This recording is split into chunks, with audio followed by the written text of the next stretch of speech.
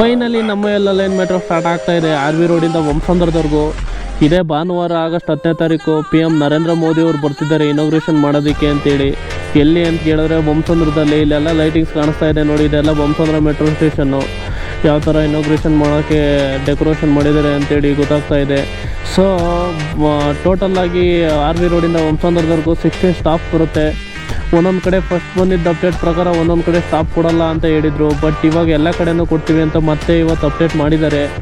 So ಯಾಕೆ stop ಕೊಡಲ್ಲ ಅಂತ ಹೇಳಿದರು ಅಂತಂದರೆ, 3 ಮೆಟ್ರೋ ಬಿಡ್ತಿರೋದು ಟೋಟಲಾಗಿ RV ರೋಡಿಂದ ವಂಸಂದ್ರದವರೆಗೂ.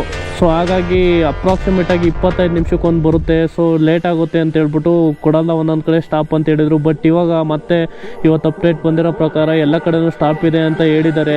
ಸೊ ಟೈಮಿಂಗ್ ಬಂದು ಚೇಂಜಸ್ ಏನಿರಲ್ಲ, ಬೆಳಗ್ಗೆ 5 ಗಂಟೆಯಿಂದ ರಾತ್ರಿ 11 ಗಂಟೆವರೆಗೂ ಇರುತ್ತೆ. ಅದರಲ್ಲೇನು ಚೇಂಜಸ್ ಇಲ್ಲ. ಇದೇ ಭಾನುವಾರ ಇನಾಗ್ರೇಷನ್ ಇದೆ, ಮತ್ತು ಸೋಮವಾರದಿಂದ ಎಲ್ಲ ಪಬ್ಲಿಕ್ ಸರ್ವಿಸ್ ಸ್ಟಾರ್ಟ್ ಆಗುತ್ತೆ. ಇದೇ ಥರ ಇನ್ಫಾರ್ಮೇಷನ್ಗಾಗಿ ನಾನು ಫಾಲೋ ಮಾಡೋದು ಮರಿಬೇಡಿ. ನೆಕ್ಸ್ಟ್ ವಿಡಿಯೋದಲ್ಲಿ ಸಿಗೋಣ. ಟೇಕ್ ಕೇರ್, ಬಾಯ್ ಬಾಯ್.